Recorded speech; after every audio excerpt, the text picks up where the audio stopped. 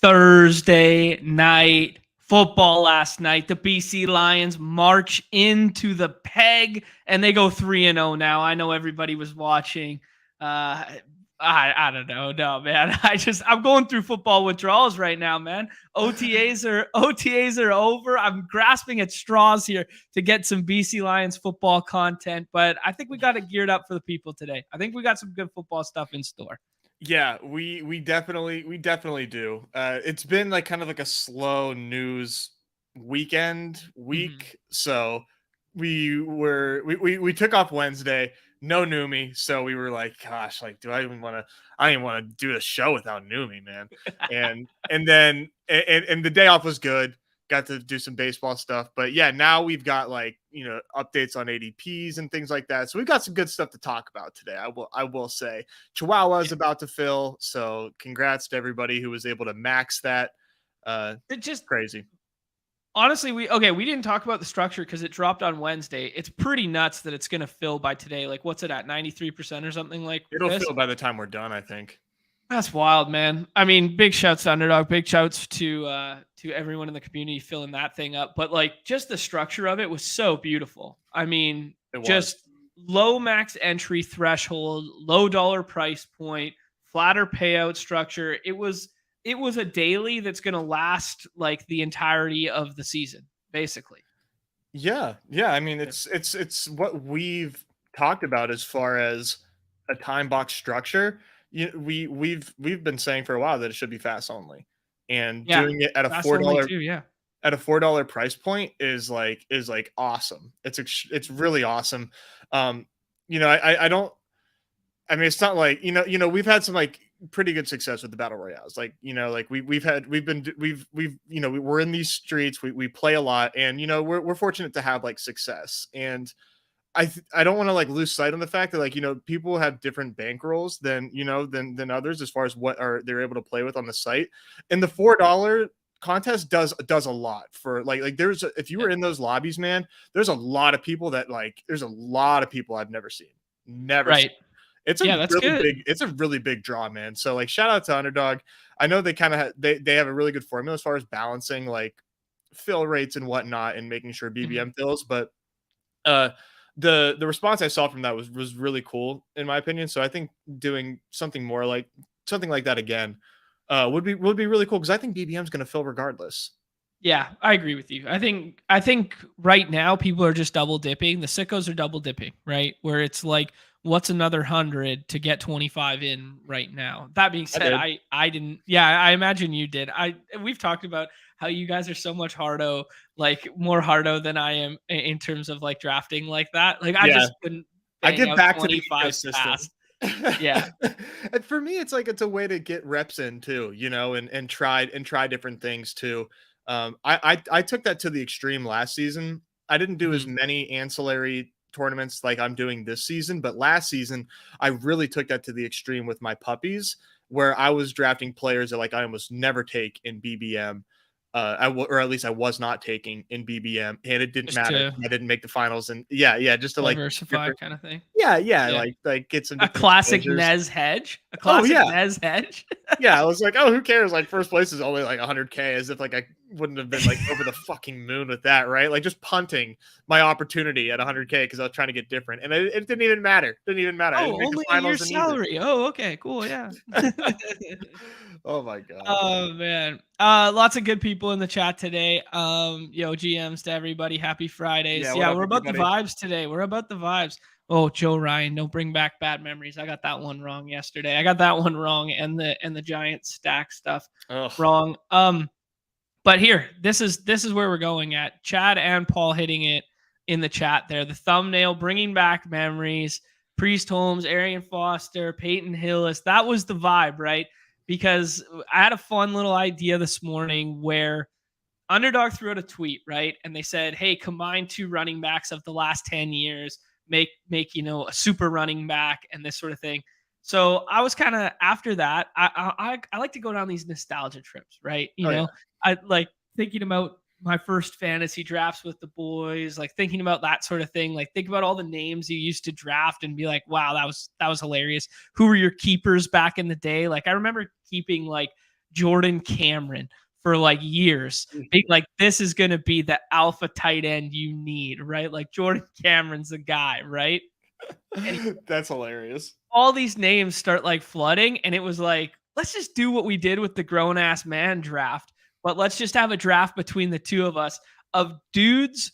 Well, we're going to do specifically running backs because I think we want to run this back at some point. Yeah. But like dudes that we definitively would have been overexposed to if BBM had dropped in the past. Like if BBM dropped in the 2000s, who would we be way overexposed to? So I think it'll be a fun little exercise to just jump right into. Oh yeah, absolutely. I'm really excited for this. I'm glad that you also, like, I didn't realize that we had a stipulation of running backs only, but I think running backs only is definitely that's all I chose because there's no like cool random like wide receivers that go off, right? It's such a testament to the position and the way that you should early be do fantasy. That's but a like, great call. I think there's because if BBM existed when I was, a bit younger and playing home leagues back then, I would have been overexposed every single year, like clockwork. Michael Crabtree, Robert Griffin III, Josh Gordon. Like I would have been overexposed to these guys every freaking year, and I know it. I definitively know it. Crabtree was like a managed league darling of mine. In my home league, I was taking Crabtree every single draft. Like he was just like, I don't even know who to compare him to now. But Percy Harvin, that's a great one. I would have been way overexposed to Percy Harvin. Actually, you want to hear a true fandom story? This is actually a good one. This is actually a good one.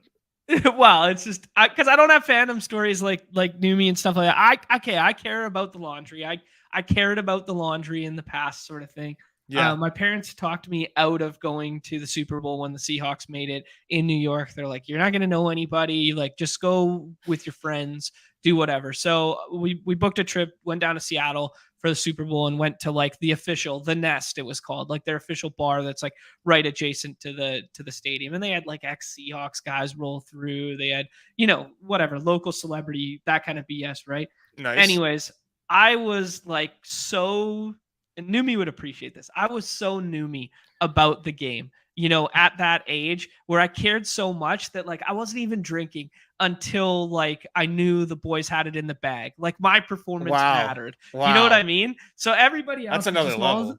Everybody else is all sloshed up by halftime, and I'm like, I want to remember this. I want to be focused on the game, right? Anyways, Percy Harvin takes the opening kick of the second half back to the house, and my buddies, there's about 10 of us that went down. My buddies look over at me, and I got tears coming down my face because Percy Harvin just took it back to the house. And I knew it was over. I knew it was over at that point. I was like, the Seahawks got the Super Bowl, and I just got like a tear coming back. I was like, give me a bucket of Bud Lights over here. Let's go. Wow, you cannot say anything to that kid ever again. That's why I can't say it. I can't fun at Neumy now. Wow, know, that is hilarious. Oh man! I tell you what, though, man, I will be inconsolable if the Pirates ever do anything close to that. I'm gonna need to be like contained. Put me in a box.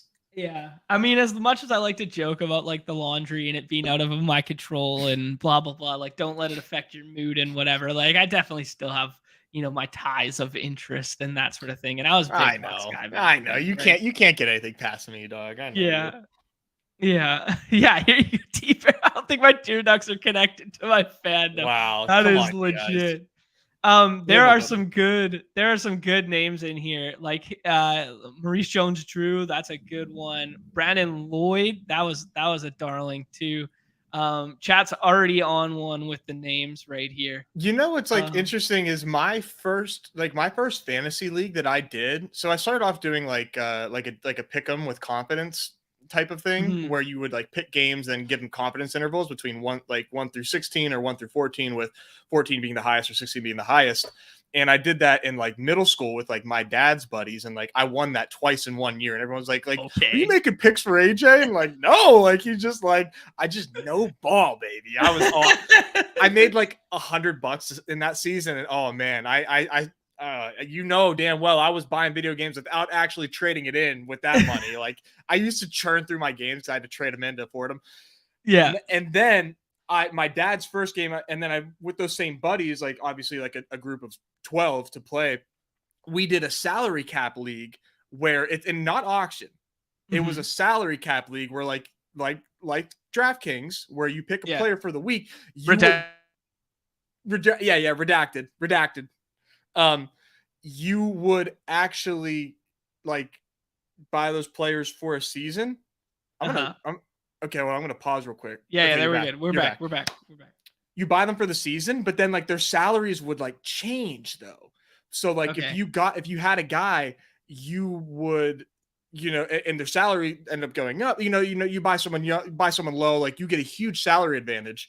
And you only had like one trade like per week, so it was really like rinky dink setup, but like crushed that. Those are the best, man. When you just bro science your way to the rules, like just classic leagues like that, where there was no standard back in the day. Yeah, and he was in another one where it was like touchdowns only, like because they were too lazy to keep track of any other points stuff, and that was the year of Randy Moss going to the Patriots. Oh yeah, and you could like stack up like a receiving touchdown and a passing touchdown to like it was that was the OG correlation. The OG correlation was touchdown only leagues, pass catcher and passer. It was so funny. Oh man. All right, what do you say we just roll this right in? I'm going to bring up, we got ADP data from Underdog. That's great. I alluded to it in the comments there that we got Chad's brand new and updated sheet. I took out a couple columns here so that we could maybe have a better vantage, but let's roll with this. The definitive dudes we would have been drafting the shit out of, overexposed running backs back in the day. Nez, I'm giving you first pick today. I'm giving you the honors here. I'm giving you the honors. So you want to snake draft it or no? Oh yeah. I think we go back and forth. Oh, you want to go back and forth? All right. Yeah, I don't think it's necessary to snake it, and I think it makes for a better discourse if we just go back and forth and snipe each other. Okay. So some of these guys are like under the guise that I would be doing 0 RB back in the day, as if like BBM craze was like that big. So with that in mind, let's start with my first pick, and I'm going deep on this first one, and then we'll play the hits later. Shane Vereen, give me a little. Yeah, baby. Yeah, baby. Tell me you don't remember Shane Vereen. Oh, baby. That he was the OG. He was the OG pass catching like PPR stud. He was he walked so James White could run.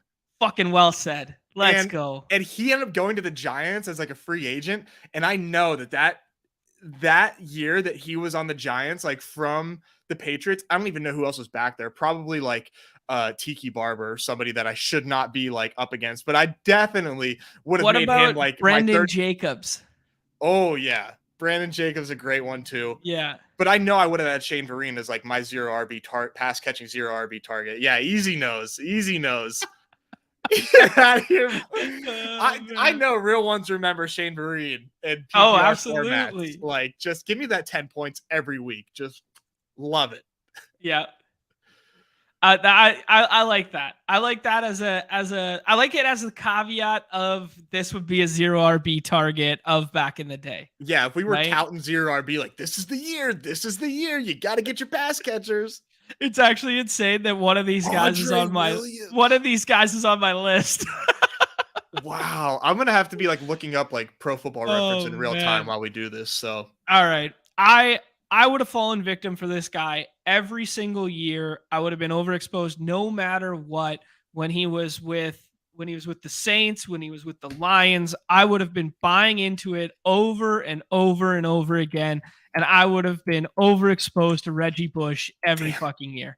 Every year. He's on my list.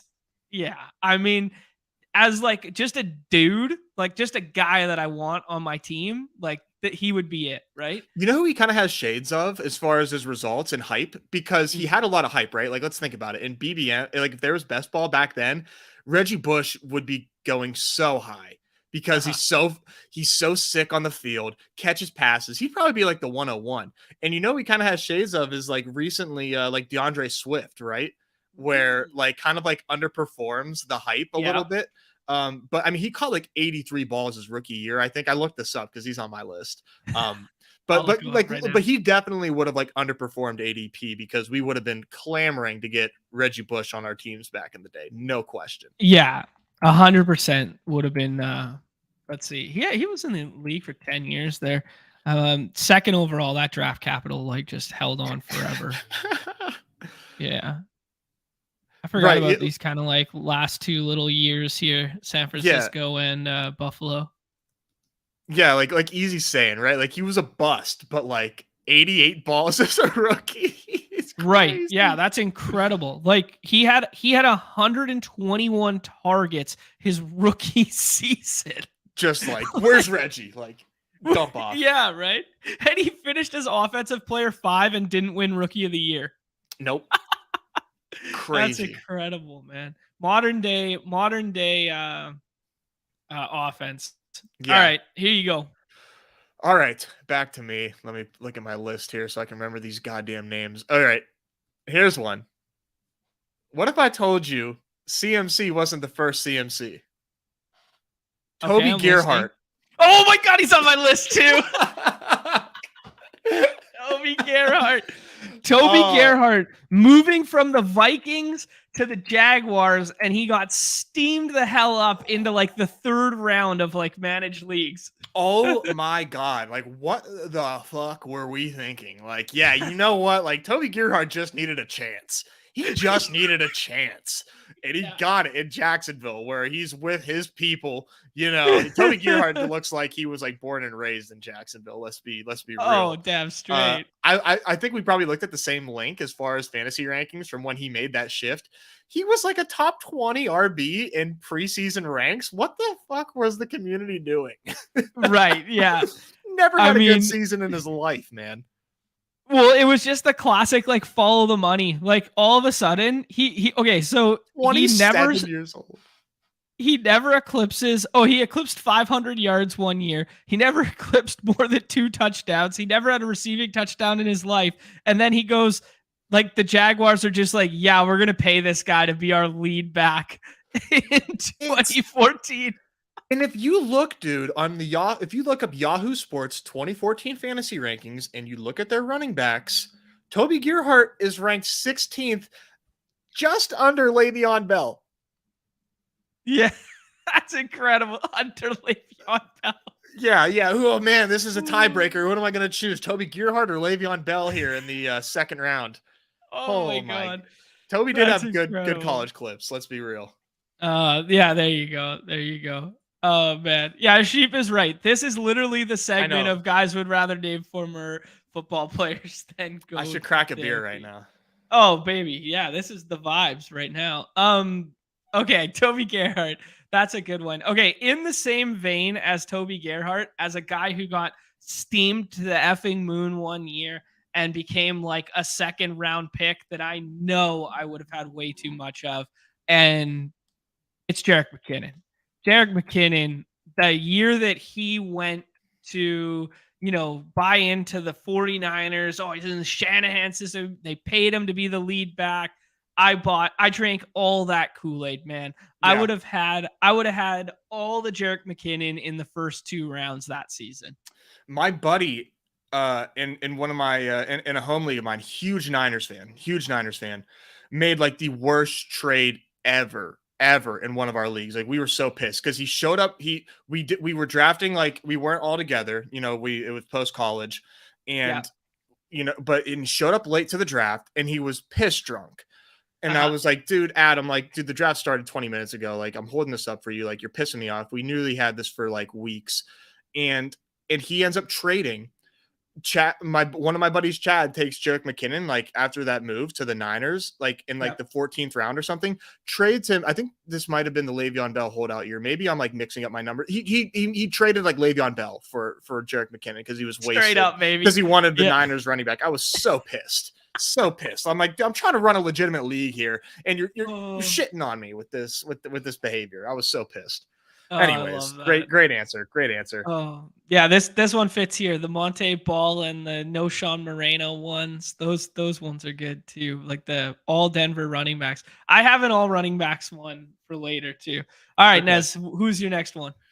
All right, this next one is gonna be, definitely. I'm doing a little fan service here, but it's Danny Woodhead. Okay, yeah, that would have been the OG, like the Sproles, Woodhead, Vereen, James White. Like those are the OG PPR, like pass catching, like dudes that we all would have fallen in love with.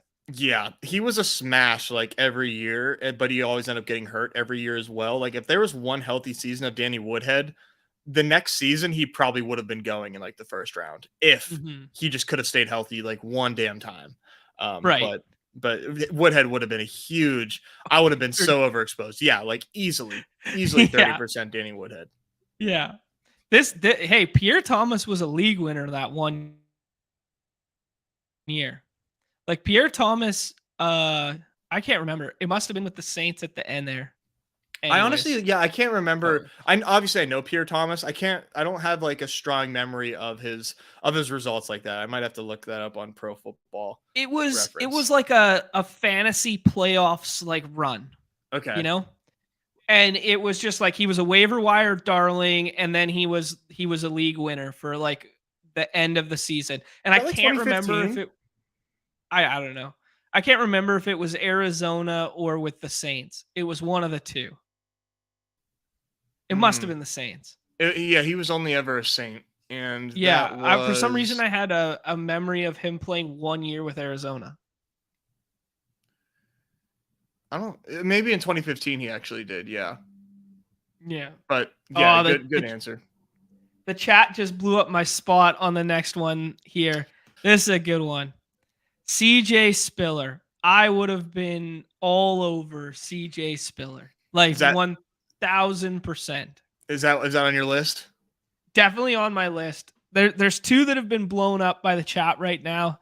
CJ Spiller was one of them, and Felix Jones was the other one. So as the chat steals, I'm gonna zag. I would have been all over Darren McFadden. I would have bought in year over year the draft capital narrative. I would have been like, now he's a Cowboy. Here we go. Yep. Like Darren McFadden's going to do it over and over again. I would have bought in over and over on Darren McFadden. Darren McFadden was such a beast, man. I loved him on the on the Cowboys, and when he went to the Titans, I think he was a Titan, right? At one point toward the end of his career. I can't remember. I think he was with I think he was there like the last year. Henry. Yeah. And I bought in, and it totally fudged me. No, just Oakland and Dallas. Oh, who the hell am I? I'm thinking of somebody else, obviously. But McFadden was Razorback, just SEC dude. I would have been all over him. Yeah, top 10 pick. He was like, he's top 5 pick. Yeah, 4th overall. Like, I would have been all over Darren McFadden. Just fallen victim to it. All right, you're up, Nezzy. All right, this one, I don't have like strong memories of him, but I just know like the type of running back that he is. I would have been all over him. And there's Joik Bell. Oh, that's a good one. I like that. I remember like thinking Joik Bell. It's a strange spelling. It's Joique. I had to spell that fast because I couldn't just say the first 3 letters of that without the follow up. I'm not gonna say the 3 letters on this stream like that. We'll get flagged. But he had a lot of hype, and I just know. But he never had more than 8. That he never had 900 yards in a season rushing. I know I would have been like all over Joik Bell, thinking that he was the truth. He just fits the bill of a guy that I would have been so wrong about, and I know it.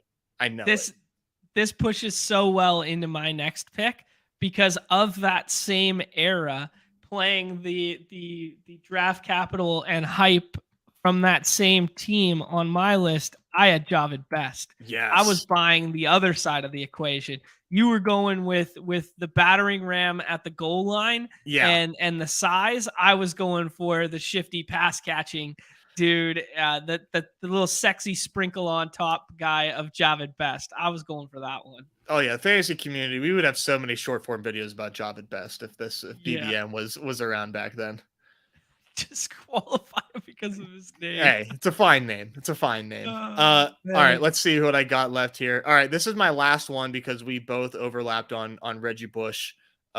My last one here is Kerryon Johnson. This one is a little bit more of recent memory. I think this is probably something that stings for a lot of people. I don't know if anybody is like me, where I started one of my first big dollar dynasty startups was around like Kerryon Johnson's like career. I think it was his like sophomore season. He was going into his sophomore season.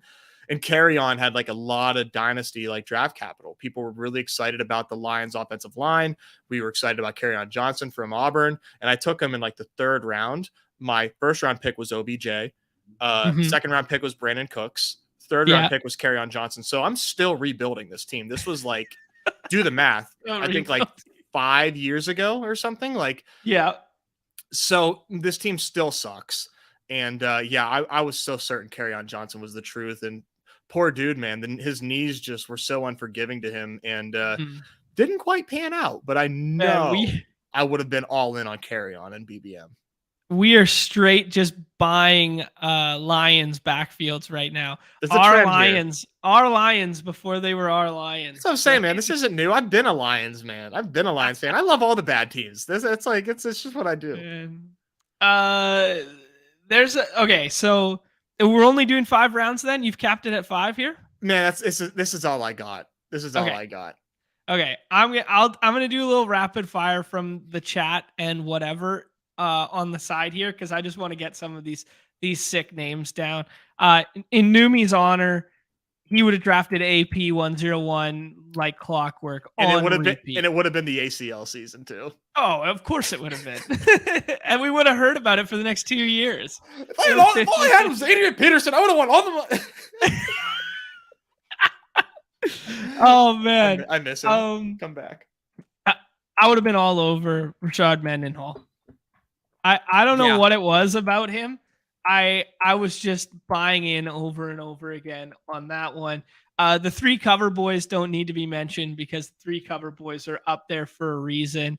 You know me, Christine Michael on repeat. Yep. Christine Michael on repeat. Oh yeah. Maybe a little like Zach Stacy, Jonas Gray after their 2 big seasons there. Jonas Gray, man. Oh my God, that would have been so good. I was about Rashad Jennings. I was about him. I don't know why. I just think I have like the Arian Foster body type, like the guys who are kind of like a little bit longer, a little bit lanky. They're one cut guys, and then they have the white gloves with the white sleeves, catch the ball out in front of them. I liked that vibe as a running back. I still am. Like I still love Arian Foster. Like he's just like a really cool dude. If you follow him on social media, I was all freaking over Arian Foster like every season. Season. Because he did well as a free agent pickup. So I overdrafted him, and poor dude just like couldn't stay healthy. TJ Spiller, Jamal Charles, Matt Forte. Matt Forte, dude, perennially underrated in fantasy. Always underrated. And he caught like all he did was like rush for 1,000 yards and catch 60 balls a season. Like he was so good. So good. Love Matt Forte. Always going to be putting respect on Matt Forte's name. And then my last honorable mention, I will say, Willie Parker. I would have been all over fast Willie Parker. Do you know how fast Willie Parker got so fast? No, I don't. Fast Willie Parker got so fast because he was running from like pit bulls as a kid, like every day. Oh shit! They were just like rampant pit bulls in his neighborhood, and he was just always running for his goddamn life. That's a good story that I had no idea of. Yeah, he's a legend. He's a legend. Yeah, Sports Illustrated Gray. He was on the cover after that 4 touchdown whatever, and we never heard from him again. You want to talk Madden first? Yeah. Oh man. I'm rolling through here. Yeah, Jamal Charles is really good. There, someone said one of my last ones in the chat here. I never ever in all my home leagues in the history of whatever, I never quit 2 players. One was Kenyon Drake, and the other one was Lamar Miller. Lamar Miller, anywhere he went, I was like, Lamar Miller's going to be it. This is the year Lamar Miller's going to be it. Every year. I don't know. I was so hyped whenever he went to the Texans, I think it was, right? He went from Miami to Houston. I was like, yep, Lamar Miller freed, baby. Like, let's go. This is his time to shine. And he was the most mid running back of all mid. Like, he is like the poster child for mid running backs. So true. Like he is the dead zone. He is the dead zone running back, is Lamar Miller. Oh man. Hey, when you bring up Texans running back, shout out Steve Slayton. Steve Slayton was nice, man. Steve Slayton deserved a better fate than the CFL. Yeah, and that's just a sick name too. Like Steve Slayton, like a little alliteration there. It sounds good to say. Like, he had a good name. I got 3 more here. 3 more. Let's go. 3 more. We're pushing. Any Titans running back that was going to either be a beneficiary of Derrick Henry going down or was going to be the guy before Derrick Henry was the guy.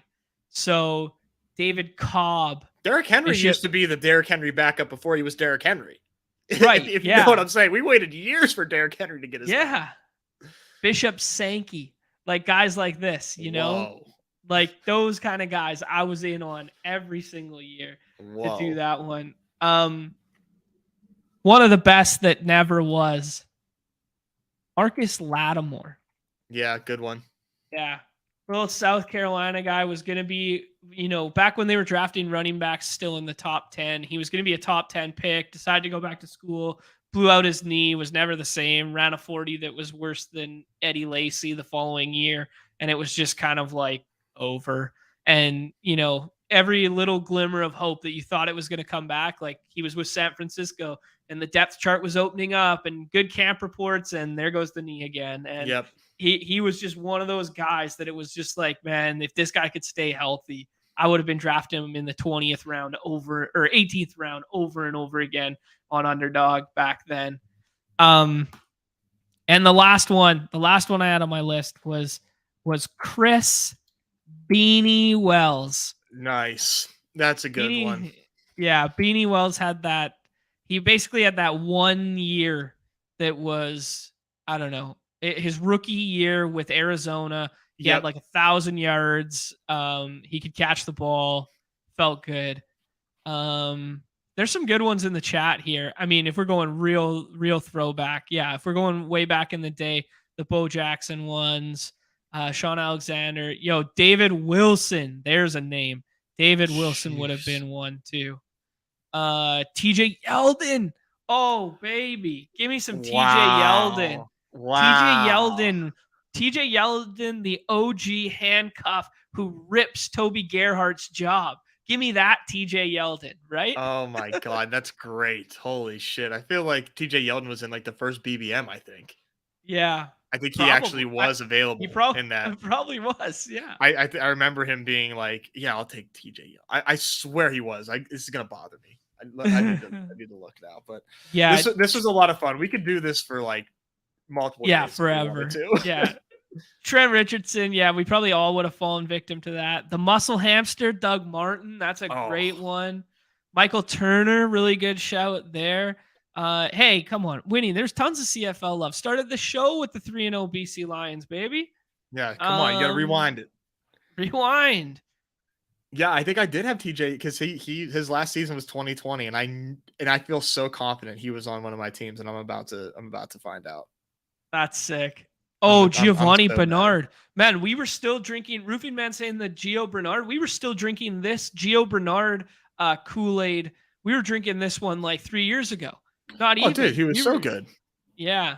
But for the Bucks, we thought. Yeah. Yeah. I still remember. Remember. Redacted, Chad. Redacted. Yes. Another one I would have fallen victim to was Spencer Ware as well.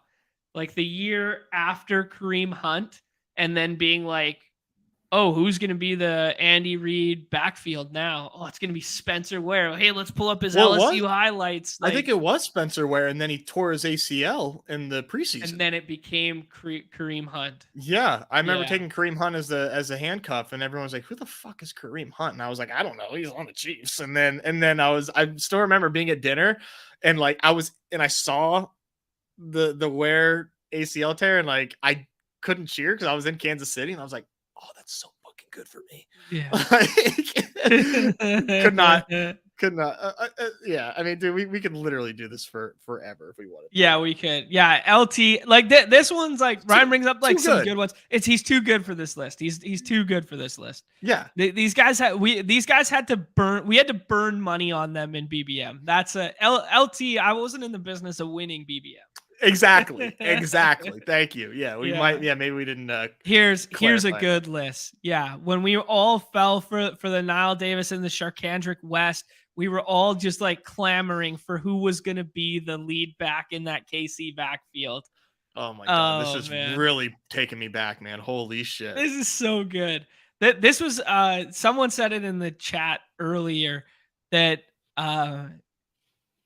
who was it? Felix Jones walked so Tony Pollard could run. That's a good one. Wow. That one hits home. That one hits home. Oh, dude, Jeremy Hill. We fell for Jeremy Hill multiple times. Like we fell for him on the Bengals. We fell for him on the Patriots. We fell for him like over and over again. We fell for Jeremy Hill. Yeah, I don't even there's a comparison in my head of who he is, and I can't even think of it. Like it's like tip of my tongue right now. But Jeremy Hill is such fool's gold. Such fool's gold. Oh my God, Sean Green. This is great too, man. Okay, all right. We got to stop. We could go all day. Jarvis Green Ellis, the law firm, baby. Get him out there. I'm about to move on if you don't. Like, this is never going to stop. This is never going to stop. Get me on we'll do a part two. We'll do a part two. Get me on the rolls and I'll never quit. Yeah, we'll do wide receivers or something soon. That was a fun little bit. Maybe we'll do these fuck around Fridays a little bit more often. Fuck around Fridays, that's good. It's just fun, right? Like we're not the smartest guys in the room. We just have the information that the smart guys give us, and then we just do shit like this, right? Like this is our vibe. Exactly. Let's transition to what the smart guys have actually given us. The smart people at Underdog over here given us the BBM ADP adjustments week over week. So this is from June 13th to June 20th. Biggest risers and fallers according to the official source of Underdog Fantasy. Paris Campbell. I mean, he was getting some big time OTA, buzz, I guess, in that Giants pass catching corp that nobody can really pick a winner in as of right now. Are you leaning into a little bit of this Paris Campbell stuff, Nez? I'm not.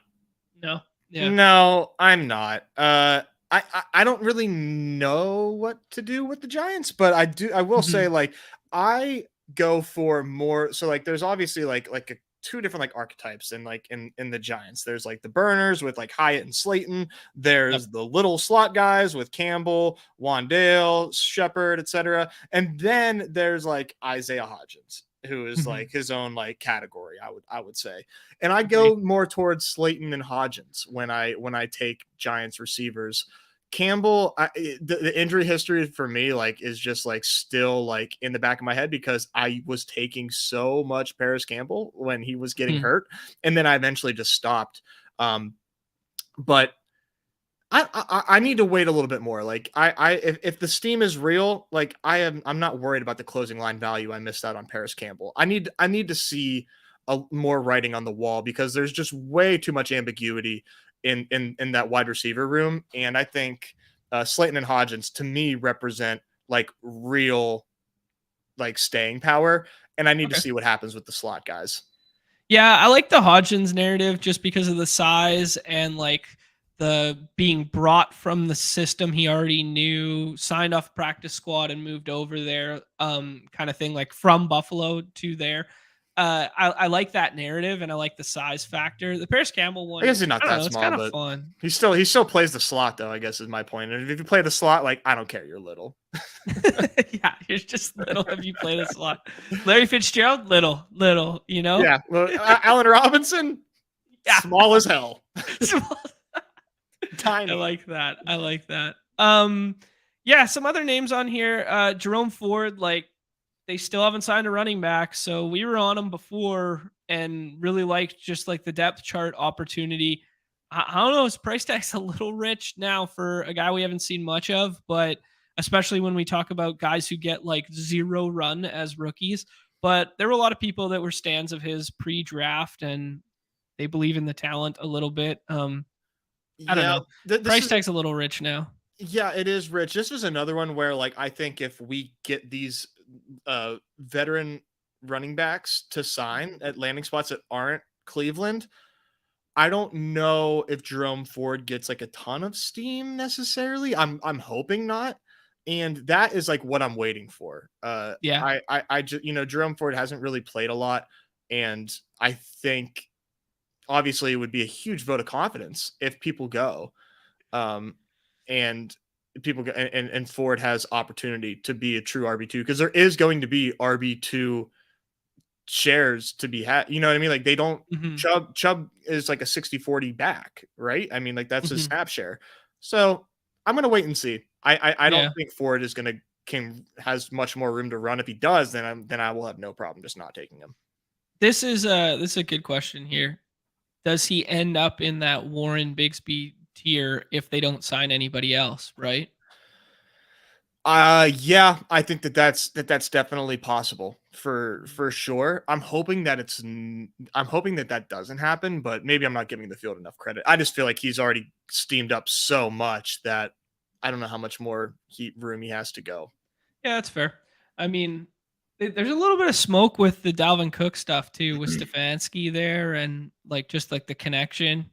I don't know if it comes to fruition, but I'm still leery that they're going to bring somebody else in because the other guy on the roster is Felton, and Felton's a wide receiver, right? Like, I mean, he's not. He was a running back, then he was a wide receiver, and now he's a running back again. I don't know, but the running back, I think they're gonna bring somebody in, man. Yeah, it feels like for a team with aspirations of, winning that division. Yeah, I mean, yeah, Super Bowl, I guess, but yeah, definitely of winning that division. Yeah. Yeah, I agree. Yeah.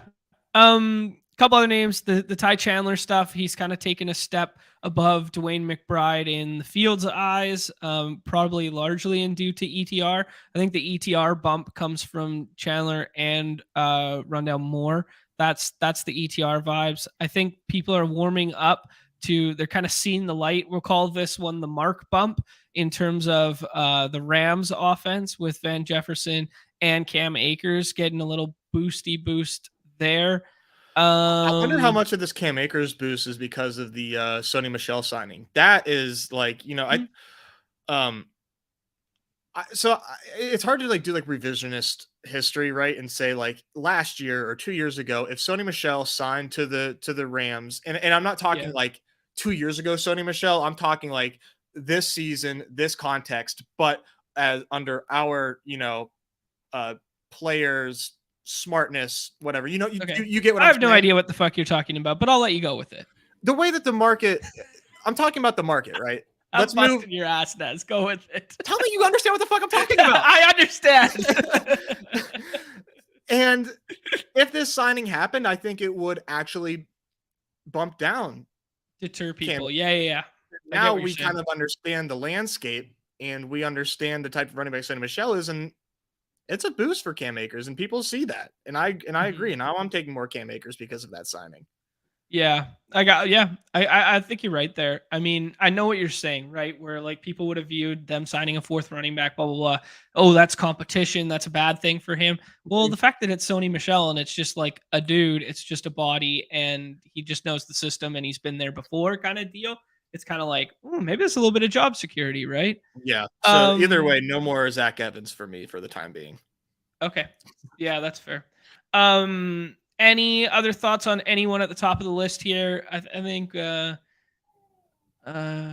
Gainwell. Kenny Gainwell. I mean, there's another ETR kind Mm, of little bump there too, that's a where good. Yeah, go ahead. yeah, they're just talking about like double dipping, like how they trusted him so much in the playoffs. Though the fact of the playoffs usage was that Sanders got hurt and that they blew two teams out in two games and he got second half run. So I'm not reading as much into that, I don't think. But I don't know. Like I see the narrative of him being like two paths. He's a contingency play and he could just be like their third down and receiving guy. Yeah, give me one. My dog is. I Yeah, gotta yeah, let no my worries, dog no in, worries, and then I no have worries. takes on Gainwell. Okay. In the meantime, I will flip the script to the other side. I can wait. Two rookies falling, which is somewhat abnormal. I don't Okay, know. Kenny Gainwell, the Yeah, scheme. do the game wall stuff first. I feel like so much of this is tied into that, like, and I'm gonna call it bogus. That Uh-huh. bogus athletic report that Right. like ETR gave credence to, and was like, "Hey, check this out. Rashad Penny might be a cut candidate." Like, Right. no, he's. I strongly like believe that like Penny is not a cut candidate. And if he is a cut candidate, it's because they're bringing in Dalvin Cook or like somebody else. Like you cannot have Kenny Gainwell and DeAndre Swift as your two running backs on that team, and Boston Scott. Yeah, I You think they carry four running backs for sure because I think either Gainwell or Scott play special teams too. mhm. So I think they carry four running backs no matter what. Yeah, I agree with you. It'd be really hard pressed to see them go into the year with like the most fragile running room in the history of football with And it still Penny, is, even if Swift, Penny's and there. Gainwell. Yeah, Right. like Yeah, it still exactly. is. But I mean, you can also say like with Penny, it was a pretty big injury, right? It was broken bones, but it wasn't like soft tissue this time. It was like broken bones. So I don't know. There's something to maybe like he's not as injury prone as we think. Uh, and Mhm. and I just think that this Gainwell steam is tied to the fact that people think that Penny is going to get cut. And if Penny's healthy, he's not getting cut, and he could be leading the Eagles in carries every single week Mhm. if he is playing. So I am not fading Penny, and I'm not buying a ton of Gainwell. I take him when it makes sense on my team, like for teams, but um, yeah, in 10 minute bringing up Ngakoue, Mhm. that is a really interesting situation in Minnesota. Very Mhm. interesting because Yeah. we want it to be Ty Chandler so badly. Everybody that streams, everybody that drafts, we all think it's Ty Chandler. We want it to be Ty Chandler, and then we're seeing like the reports from practices that and like Kene is the next man up, and he's the clear next man up, and he Right. plays special teams, so he's going to be dressed every single game. Yeah. Um, I on and this is my untrained eye. Mhm. Kene in the preseason, man, looked like a good runner. Like Okay. he looks like he can play running back. I don't think Okay. he's just like an emergency guy. So I'm not convinced that Ty Chandler is like this slam dunk RB2 in Minnesota, man. I'm not. And Mhm. part of it is buying into those reports, and part of it is just like trusting my eye when I saw Kene play running back. Mhm. Yeah, I'll take your word for it because I don't definitively know, and yeah, I guess so. All right. Yeah, I don't know. Yeah. I'm not planting my flag by any means, but Yeah. Sure. I do think that like I would not be surprised at all if Kene like comes out. Hmm. Interesting to see. Well, so, I think it's odd this time of year to see two rookies falling. Just a little bit of FUD around the like the certainty of their roles. They're both kind of like burners, field stretcher. Take the top off guys. I don't know. That kind of screams better in best ball narrative to me. So just like interesting to see these two profiles falling. I realized they were both of them were not really loved during the draft process. Right. So maybe that's just kind of people catching up to oh, maybe landing spot doesn't matter as much and maybe these were both bad landing spots for both of them. They're going to be hard pressed to get on the field, and people didn't like them before, so their ADPs just started too high. But it's just interesting of note to see like two rookies falling because I wouldn't expect It is. those are the ceilings that we're kind of like trying to chase late in the season when all that matters is week 17, right? So interesting to just see that. I don't know if you have any takeaways, but yeah. I mean, I kind of alluded to it with the Giants with Hyatt. He's got a lot of competition there, so it'll. Yeah. And the first report that came out about Hyatt is that like they had some questions about him or something. Like there's like an attitude quote or something. It wasn't Okay. glowing. I forget exactly Okay. what it was, but I know that it was a little. I know it was negative. Mm. But I was really in on Hyatt in the big boards, and now I don't take him anymore. Slowing your Just roll a little bit. yeah, I need to see and hear more positive things before I take him. But Downs, man, I think this is a really good time to start buying Josh Downs. Okay. In Yeah. yeah, yeah, yeah. The accuracy was like a concern with Anthony Richardson, but like the deep ball and arm strength is there. So I mean, if you're looking for a guy that could just do what Jamison Williams did last year, where all of a sudden from week 8 onward he just scores a couple long touchdowns, I mean, that could be your guy. Yeah, and it and in Indy, it's Hmm. Pittman and Pierce, and then I guess Downs. Pierce kind of plays that role too. Right, Pierce is like an over the top guy, but am I Yeah. missing the fourth wide receiver in Uh, Indy there? Like Jelani Big Johnson Woods. I do love Um, me some Jelani Woods, man. I do. I don't take him as much as I wish I was. I don't take him a lot, but uh, yeah. I think Jelani Woods when he looked good, man, he looked really good. Yeah, it's like Mhm. Isaiah McKenzie after Josh Yeah. Downs. So he feels like a really nice buy right now at ADP 200. Okay. Makes Anthony Richardson like a nice buy as well because he's so easy to stack with Josh Downs going that late. Yeah, for sure. Interesting to see the Miami backfield, basically everyone dropping. So we're seeing Jeff Wilson drop, we're seeing Raheem Mostert drop, and then we're seeing the potential kind of where there's smoke, there's fire that people thought Dalvin might be going there drop as well. So just kind of interesting to see the market all kind of move in unison based on like tidbits of news there. The Juju one, I don't really know. The Wandell one is just kind of like Juju hasn't been ambiguity practicing; and he's hurt. okay, that's what that one is. Okay, good. Thank you. Wandell, same thing. He's going to be potentially a pup and or IR candidate. So I think people are just kind of souring. I think people are starting to take stands on the Giants pass catchers, and we're seeing people gravitate towards Hodgins and Slayton late there. Not a ton of Shepard I'm seeing go, but yeah. Yeah, Giants are just Um, so ambiguous. yeah. Uh Trey Lance falling, that makes sense based on the Yeah, health reports and potentially being behind Sam Darnold on the depth chart. Not as much Rashad Bateman FUD as I was expecting, only like yeah. 2.5 spots. But he might have fallen the previous week as well. I think he was up to Um, 80, so maybe Oh he did it. shoot, I messed up the sheets LOL. by cutting and pasting. So um that's for a future day. I'll figure it out. Okay. Um What do you say we hop in? I got a yeah, let's do this. hard out ski at 1 p.m. Central. Getting the Yeah. some lettuce cut off here. Got some weddings next week. I gotta look proper for. You gotta look sharp. All right, let's do it. Hopping in BBM right now, and then as I do so, I'll bring up Chad's sheet, and I'm gonna put Chad's sheet. This is just a copy of Chad's sheet, but I will put Chad's actual sheet in the chat there. I will zoom out This is such a here. great chart. Such good viz here. Such an amazing visualization of just we need 3 more BBM.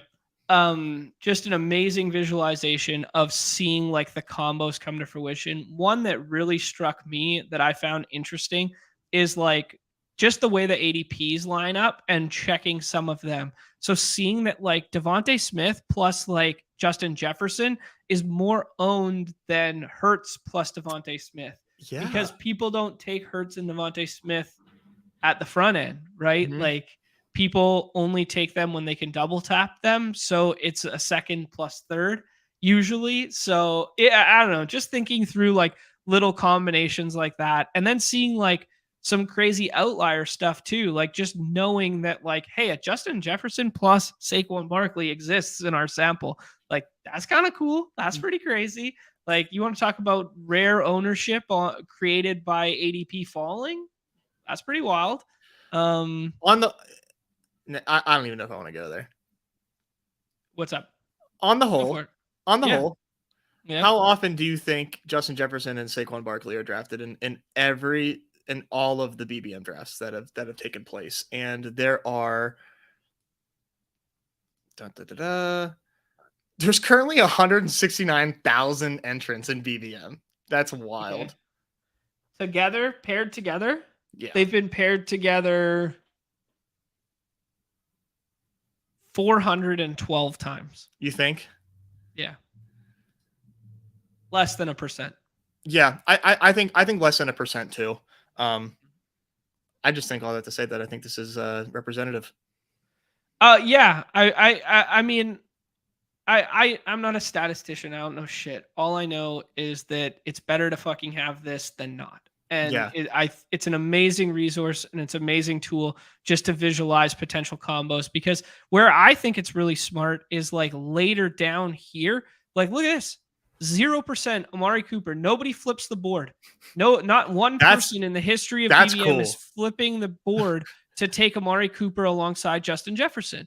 Like, I think that is like a super invaluable thing where it's just like Amari Cooper just lives on that side of the board. You want to get weird, really just cool. flip them one time, right? Like we talk about the combo stuff all the time, and just to visualize potential combos is amazing here. We got a lot of friends and family in here. I will pull up the big draft board in 1 second. We get Travis Kelce at 109 if we want him. I think you kind of have to, man. Sure. I mean, I love Eckler, but like Kelce at 9 is rare. Yeah, that's fair. Yeah, let's do it. I don't take a ton of Kelce. Or at least I haven't yet. I haven't either. So I'm trying to correct that. And I did it on a Pete stream, right? So he just recently on Ship Chasing, they did a Dalmatian. And I hopped in that with them as a fast. It was my third and final one. And in an Avalanche room, I started with Kelce. I was like, let me just get Kelce out of the way. And and it kind of freed up some capital later on where I didn't have to take a detour and I could just hammer wide receiver. And I really liked the way that it turned out. I really liked it. I was really pleased with that. I went Kelce, Metcalf, and Derrick Henry. And then I just like pissed yellow the rest of the way pretty much. And I actually really liked the way that my team turned out there. So I don't know. We'll see how this room is. Like we've got a lot of friends and family, but we've also got legal double tapping green. We've got McCaffrey and Bijan going in the middle here. So this might not be a piss boy trademark draft that we're used to when we stream drafts, but we'll see. The left side of the board, I think, is going to be awfully yellow. Yeah, we're pretty balanced so far here. See Alex go with Cup over Tyreek there. I don't know if there's a little FUD. I'm not going to speculate on like a potential legal situation with him, but I think there's a little FUD on him. Let's queue up Amon-Ra and check the sheet. Sure. We might not have time for this. Kelce. And Kelce is 4%. 4%. All right, let's do it. Feels rare enough. Yeah. Let's do it. Okay, that's a fun exercise here. Like we did so much drafting with Easy sheet last time. Drafting in tandem with this sheet feels like a fun exercise too, where you can look at like, hey, Kelce plus Garrett Wilson is actually a lower owned percentage than that. Kelce plus Eckler exists out here. Wow. Kelsey Adams a couple times. Kelsey Taylor is actually lower than Amon-Ra, which is kind of surprising. I think people just don't like to start their drafts that way. Yeah, people want at least one wide receiver in the first two. which that might be indicative of a skew to our sample, just because of the type of drafters. But It very well could be, yeah. But keeping in mind that these draft boards have 12 drafters in each of them. So if you're in a non-streamed draft, like the sample's not going to be skewed because there's 11 other people, right? Like not all of them are piss boys. Yeah, it just depends. Like if you were to like really do a deep dive and it's like, oh, were our submitters, the submissions, were they coming from, are we drafting Travis Kelce more? You know what I'm saying? Right. That would be something to do, but I'm not worried about where the samples are coming from. Interesting to see Mark Andrews and Travis Kelce paired 2%. So, a couple hundred times potentially. Can you go to the board real quick? Sorry, I know we're doing some analysis here. I just want to see. Chip said he's doing it again. What exactly? Oh, he's playing Eagles roulette. He's playing chicken with the people out here. Is Hawkins in our chat? It's a familiar name. I think Alex probably hanging out. Yeah. Is Chad gonna do it? Is Chad gonna let him have it? I don't know.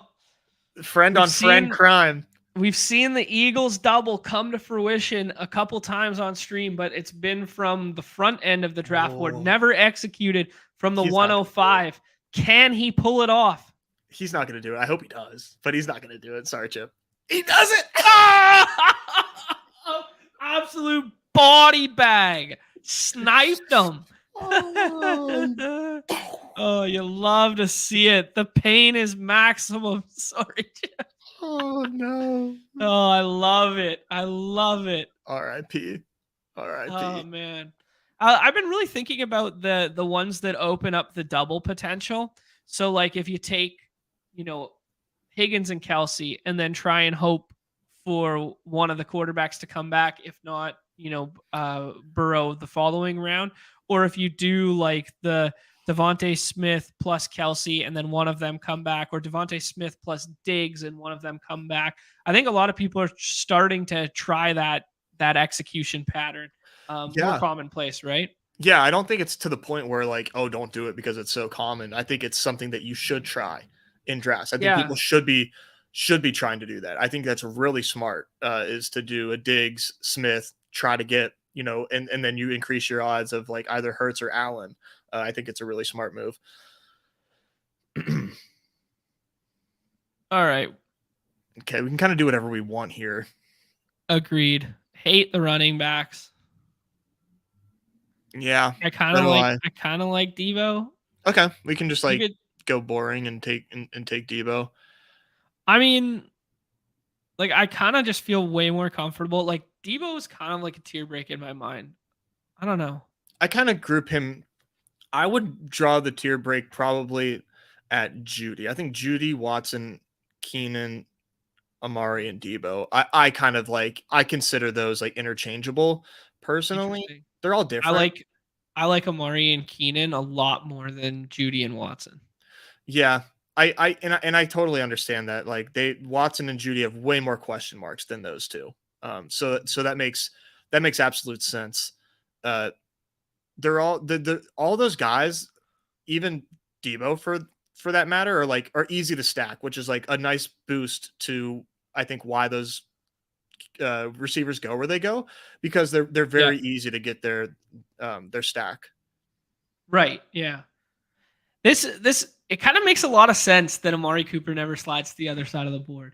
It makes a ton of sense. He's the perfect like end of a tier guy, like from a comfortability standpoint. Yeah. I'm so glad that we saw that, because like I might do some ugly shit and take Amari Cooper. That would be at the 2-3 turn. Yeah. Wow, that feels awful. It does feel awful because you're taking Amari Cooper over like Ramondre. You're taking him over like a lot of guys. We could go ahead and take our first running back here. I don't particularly want to. I kind of want to, but I kind of want to take Terry. Let's do Terry. We get correlation, and and I'm warming up to Sam Howell as a possibility that like, hey, he could start and actually have success. Yeah. And all Terry does is put up 1,000 yards with like with like the most like generic quarterbacks ever. So Terry, Michael, Evans, McLaurin. Wait, what?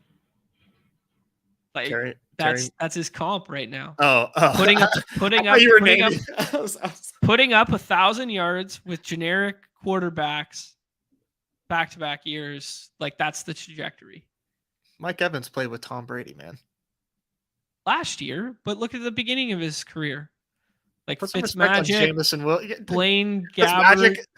Fitzmagic.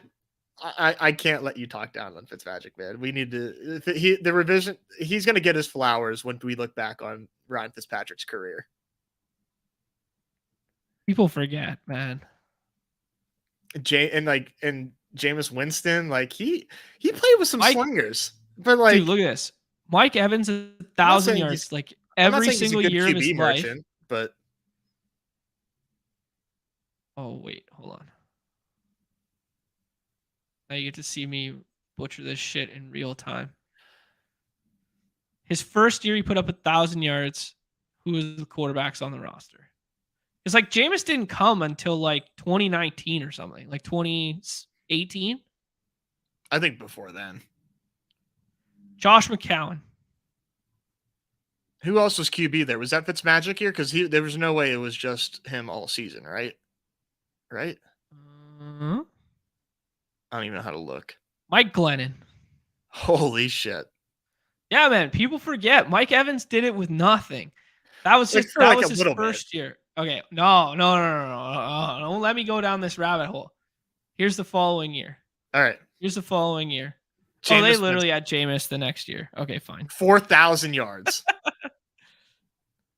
Jameis. It's a rookie Jameis. So like I'm not discrediting Evans' credit. Like he didn't play with like a great quarterback until Brady, and by that time it was like a weird season for him too. But Jameis and Glennon again the following year. But from the consistency standpoint, like I'll give you the comp from the consistency standpoint. Dude is just like Nick's shortest rabbit hole ever. Don't make me go down this rabbit hole. Let's go down the rabbit hole. Oh wait, it was just fucking Jameis. Oh my god. Yeah, Josh McCown greater than Baker. You love to see it. Yeah, I mean Fitzmagic was a dude, right? Like he was just YOLO underrated. balls. Yeah. Fitzmagic was everything we wish Jay Cutler had been. Yeah, which is like hilarious. Right? Yeah. All right. Just like big arm, getting rid of it. We could do never mind. Ayuk would have made a fun kind of double stack. We could do Kittle and set up a double stack and shut it down.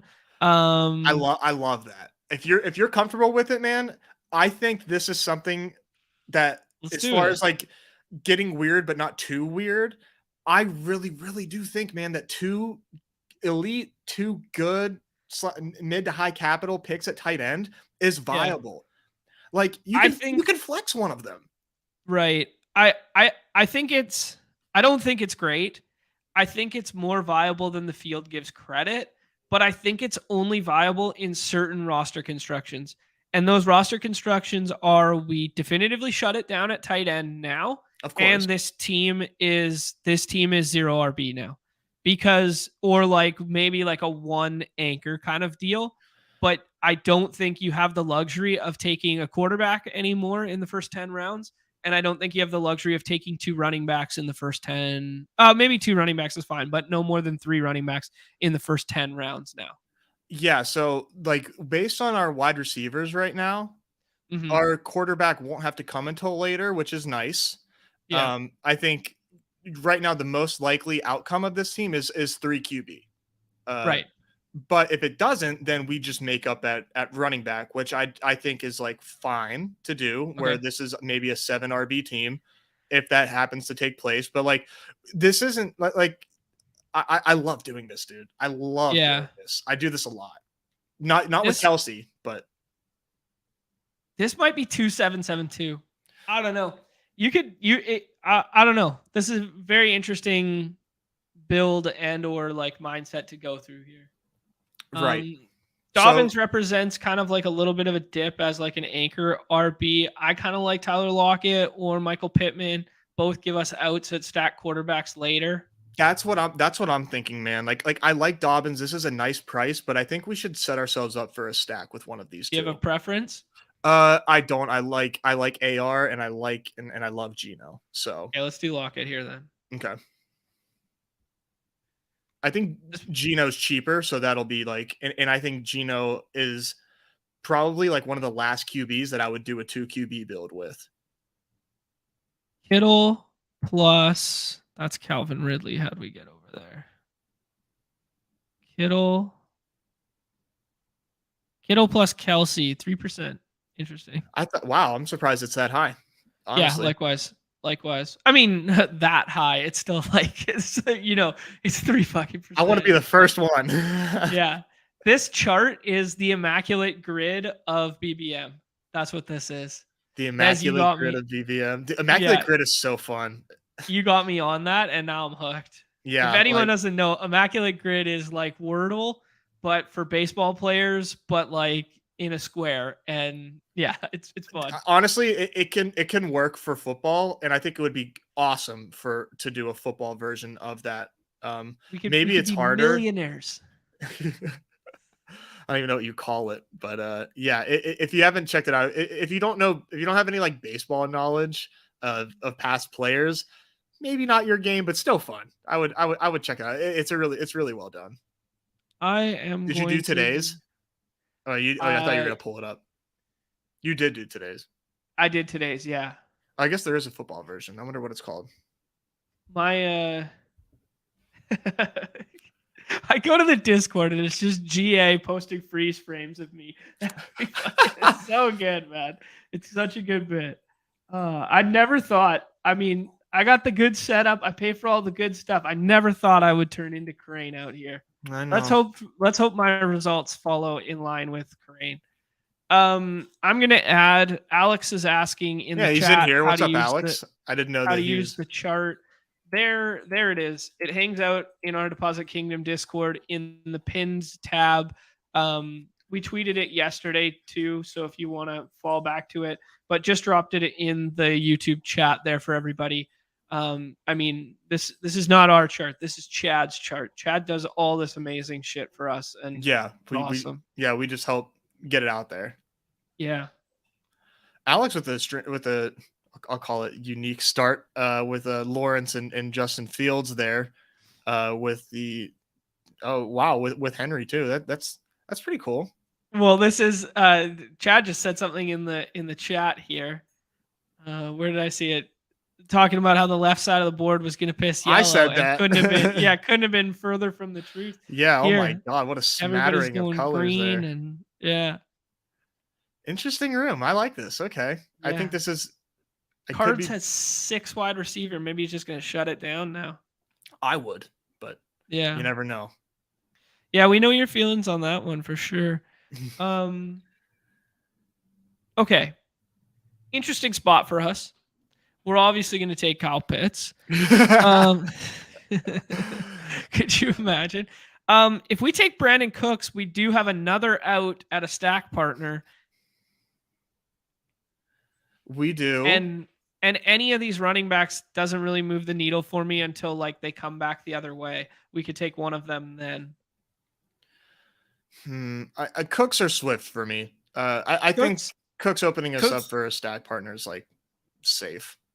Yeah, and it gives us some week 17 with the Detroit stuff.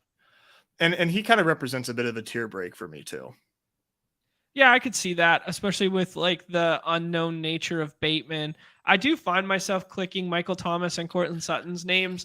Maybe that's just because I like feel like they're like known commodities. I'm like, yeah, that's a good one. Like Michael Thomas on this team, you know what Their I mean? prices like, are very stomachable. I mean, Thomas I think has way more zero risk than Sutton does, but Sutton may just like have an Allen Robinson type season. Thomas could give you flat out zeros, but their upsides make ADP 92 like very worth clicking. Yeah, I feel that. We got 0052 to start here, shaping up to be like Goff, Purdy, Dak and or Geno, like some combination of that. If There's we definitely ended up with Geno and Dak, like I would be thrilled. Yeah, that's chef's kiss, right? We take running back here and then push all that shit. Yeah, and the question is, where do you go? Because I think all three of these guys have merit to being picked right now.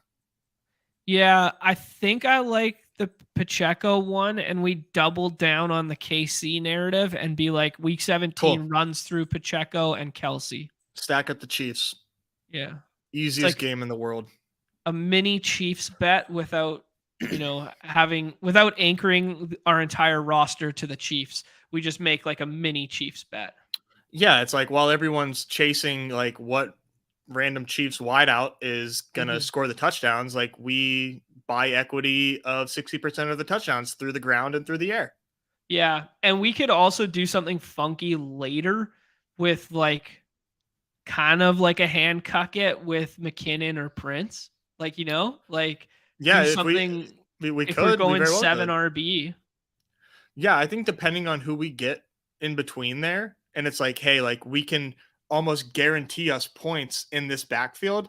I think that especially when we're going 0 RB, I actually like doing that just to like just get all the equity of one backfield and like treat it as one player, right? We talk about moneyballing tight end, just like in the aggregate, let's build an RB2. Yeah, perfect. JMO goes to Chad there. I love JMO. I hope I'm not wrong on him because getting in here live. What's up, what Noah? up? What up, Sock? If you know, you know. Do you take a lot of Darren Waller? Or would you if you were drafting more? Yeah, kind of. I know that like Mike Clay really likes him. He has him as his tight end like 4 or something. Yeah, I saw Easy say that. Yeah. Which I'm sure he loves because he's a Giants fan. Yeah, I mean, I get it. I actually heard something interesting the other day. I think it was Silva who said it, that they basically said like Juwan Johnson is the new Darren Waller. And I was like, in terms of like late breakout athleticism, paired with Derek Carr, like kind of like made some good points. And I was like, like discount Waller sounds kind of nice. Yeah, anyways, just that's where my mind went. I think I like him. Does He Chip feels have JSN or DK? Sorry. And then he has JSN. He has JSN. Yeah. I was gonna be so mad at that dude. No, so in pairing the two elite tight ends, and maybe obviously I can see the merit of just draft as if you're right and draft as if Waller is like a tight end 1. I like to pair two mid to good tight ends with Darren Waller. I like making him one of those two. And that way it's like get your cake and eat it too. If he ends up smashing, then you get some like unique flex points.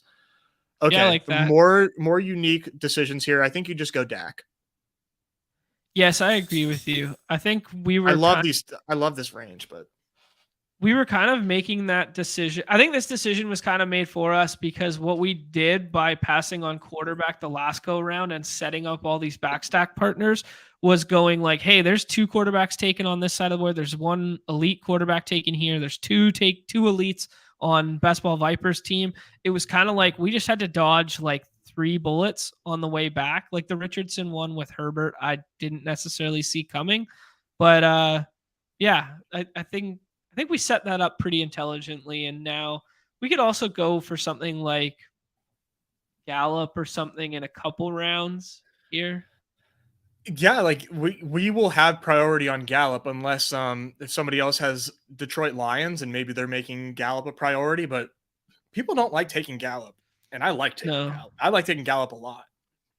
At his price, I think it's fantastic. You want to talk about professional wide receivers, right? he's a paid wide receiver on an NFL team.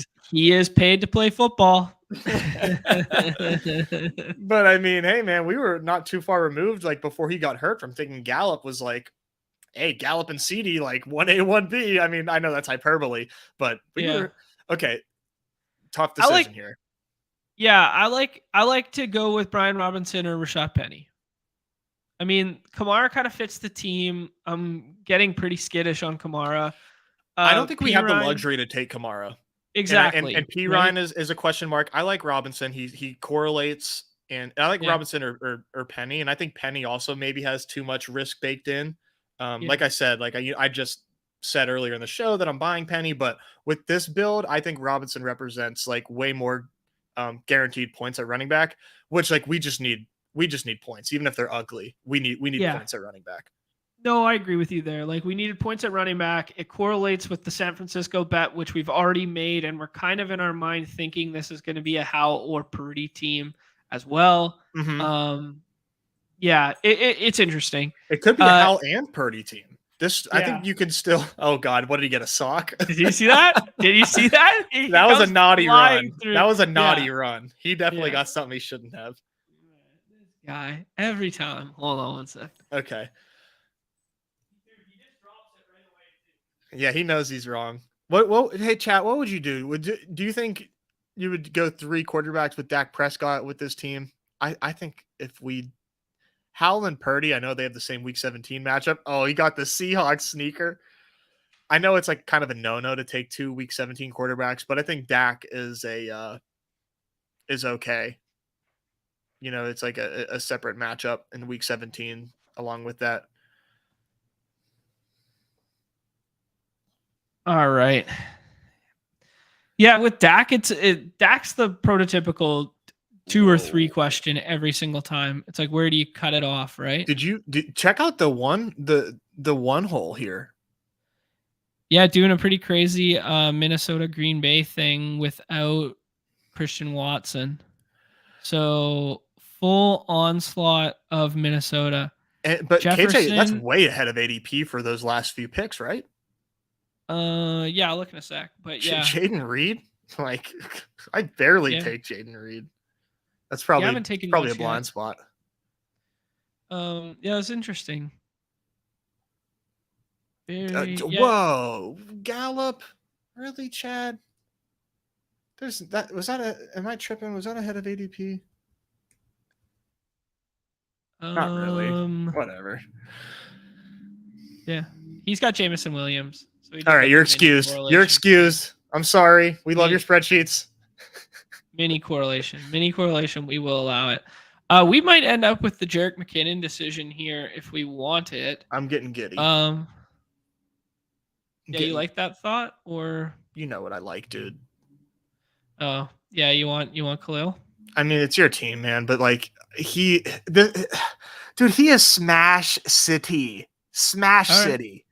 All right. Absolute Smash City. Oh my God. Okay. I mean, like it's your team. No, in terms of like 0 RB target, like for sure. I have been buying a little bit into what Neumy was selling in terms of, hey man, they've told us ad nauseum that they don't think he can be the guy with their roster moves, you know? Like making the Rotorun draft pick, adding Deontay Foreman, like these kind of things. They've told us that they don't think he can be the guy. But then counterpoint is when we saw him start last year for Montgomery 2 times, he broke the slate twice. And I think that's living rent free in our head. I wish I could remember that. There's a stat. It's like yards after. I think it might be yards after contact. It's like a basically that alludes to the fact that he's hard to tackle and he's a really solid runner. He leads. He was like a league leader in one of those metrics. I wish I could remember what it was, so I don't sound so stupid right now. But Khalil Herbert, man, he was never like. I mean, he's a small guy. He was never going to be a bell cow. And when you pair him with a rookie with not high draft capital, like it's not like they went and got Zach Charbonnet, which like Charbonnet would have fit this team really well as far as the type of running back. They went and got Roschon Johnson, who like I have a lot of Roschon Johnson, and Deontay Foreman, I mean, if you want to talk about professional running back, but like I think Herbert can get his at pick 122, man. He's fucking good. He's good. We have Jared Goff staring us in the face to pair with Amon-Ra, or we can do the McKinnon double down on Casey. I think McKinnon. I think that I don't love his price, but we get him basically 10 picks past ADP. We double down on the KC bet. Yep. I think he makes a lot of sense on this team. 2 years ago, John would have shot you for that decision. You know what I mean? Like the way our minds worked in terms of best ball 2 years ago would have been like, you hand-cucking idiot, dude, go for the week 17 correlation, Draft go as for if the you're stack. right. Yeah, exactly, right? When building a team of this magnitude and making the bet on Kansas City and not playing it through Mahomes, it kind of makes a lot of sense. It does make sense, man. It does make sense. And it's like, you can still draft as if you're right by taking both of these guys. You can say that they're both involved, or you can like take a little bit of humility and say, I don't know. But these guys are both on good offenses, and I'm going to get points one way or the other. And with a 0 RB type of build, I think it makes perfect sense. Yeah. The Watson owner reach on Love. GA is asking. Love with yeah. There you go. So AZ. AZ took Watson in the 3rd round and then did a little Romeo Doubs plus Love mini stack there. That's a fun way to set that one up. Jordan Love, 20 picks ahead of ADP, but hey, strange room. I mean, get your guy. I think that's okay. I think it's fine. At round 12, reaching 20 picks, I don't think is like I don't think it's a crime. I don't know. Chad defended himself. Yeah, no, you're good. Jared Goff too. You're good, Chad. I'm sorry. I had a little tilt ski. Somebody's got to do it without Neumy here. Yeah. Yeah. Exactly. Yeah. Exactly. Yeah. Noah saying that for our audio listeners that RB1s and ambiguous backfields traditionally win out. Little good old fashioned analysis there from JJ Zacharyson. Yes, sir. This is a pretty strong tight end run that if I don't do what we're doing right now, I like one of those 3 a lot. And Cole Kmet, Tyler Higbee, and Dulcich going in the 13th. I like all 3 of those guys a lot. Yeah, I like that. Get on board. That would have been a fun pick for us. Yeah. We could make the Ford thing. We could do Curtis Samuel and just keep double down, like keep betting on Washington. I think we can get him back. Thornton. I kind of like DJ Chark. Okay, but sure. I like Tyquan as like I would be okay. DJ Chark's a good point. Good. You've brought up the pick'em line. Yeah. Shout out if people don't know, season long pick'ems on Underdog now for making higher lower bets for the entirety of the season. In Rudman's words, that this is he plays fantasy football not to win, but to just prove that you're right. And there's no better way to prove that you're right than with futures and future pick'ems, right? So it's the ultimate double bird fucking I told you so to the fantasy community if you have pick'em slips that are season long and you smash them. Exactly. That is the put it on the table, money where your mouth is move. Yeah, and I can't get away from the fact that he has a projection of 700 receiving yards at this late. Like that is me like capitulating off of my player take that I'm worried about Carolina. I'm worried about Chark's honestly his health. I mean, he was hurt quite a bit last year if I'm not mistaken. All right, we're on the clock here. I think quarterback's going to wait for us just based on what the other side of the board looks like. If you want to do Tyquan and shut it down, or you could do Jerome Ford.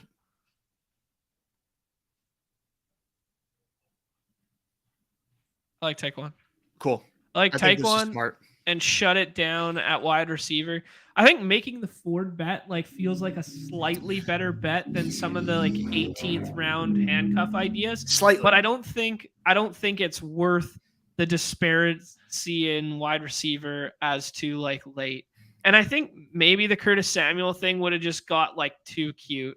Like just like It's a lot of over-correlated? I think it would be over-correlated. I do think Yeah. Samuel falls sometimes. So like if he falls, like this is probably like a nice team to take him with, but I don't think it's a team to reach for, right? Like Right. that would be over-correlating for a reach. And there he goes to Perillo. But Samuel is like a pretty underappreciated player. I know that they've got a lot of mouths to feed in Washington. Yeah. I agree in general that like he's just kind of like undervalued. Mm-hmm. All right. Well, maybe quarterback wasn't as safe as I thought, as we see 2 more go off the board Well, there. we just set ourselves up for like Mac Jones. I think this is That's shaping true. up to be a 3 It's QB 3. It's a team. 3 quarterback team, and we just gave ourselves 2 more outs. Like Yeah. we gave ourselves the Carolina out, and we gave ourselves the emergency Mac Jones. God, So this team fucks. This team's coming together. Your advance rate in BBM is going to be like 40%. Every team that we draft together, like I'm just like in looks love. nice. One thing I just kind of wanted to talk about in general, as like we've been talking about correlation a lot, and anyone who watched the baseball show the other day, I thought we had a really good discussion about just like the crossover between like betting on correlation and becoming over correlated, and ways to get unique within correlation patterns, blah blah blah. But I think maybe in some regard, like if we just look at what like WPS is doing on the end here, like you're creating such a thin path to relevancy in week 17. So like you can take correlation in week 17 even too far, because like if you're playing a DFS slate, like at what point do you just go like, hey, I'm going to have, like I'm playing the Millie Maker, for instance, and I know Alex Baker won something last year doing this with an overtime game with the Raiders. He won the Millie Maker with Raiders onslaught of like Jacobs, Carr, Adams, Mac Hollins, and the punt tight end Foster Moreau or something like that. And he did win with like a 5-piece correlated, but like you're trying to thread a needle in week 17 of like how many touchdowns could this offense possibly score to then make this team relevant. If you take like KJ Osborne plus Cousins plus Hawkinson plus Madison plus JJ, it's kind of like, well, you need the Vikings to score like 6-7 touchdowns in week 17. Range of outcomes is like so thin, let alone painting a path that's so thin to get to week 17 in the first place. I think we just kind of take it a little too far sometimes, but I don't know. I'm just kind of thinking out loud. Chat with we have a lot of DFS historians in the chat, thank God. It was Millie Maker, I think he did Geno doubles. And then Geno doubles with Millie Maker, and then the spy was the Raiders one. Yeah. Okay. Mm-hmm. Yeah. He ran circles around the community last year though. Like it was absolutely absurd. Yeah, there you go. All right, we're on the clock. Oh no, Nez is an advancement. I am, man. I'm sorry. Oh man. I think we just go ahead and lock up Purdy here. Purdy feels like the best bet for this team. Yeah, we've got. I mean, when you have Debo and Kittle plus the run backs there, I think you take Purdy ahead of ADP. We have way more invested in this game than we do with Carolina. Yeah. Way more. And let's talk about like just range of outcomes with Brock Purdy for a second. Is if you get Trey Lance, like all this FUD still around him, or he becomes a potential trade target or whatever, and Sam Darnold has definitively vaulted him on the depth chart. If this is factually correct, if this is real life stuff, and Purdy's timetable is, surgery's done, he's pushed up, his recovery looks great, I think Brock Purdy's ADP in the middle of August or late August is going to look a lot more like Jordan Love's ADP than it is going to be in this back range. I agree.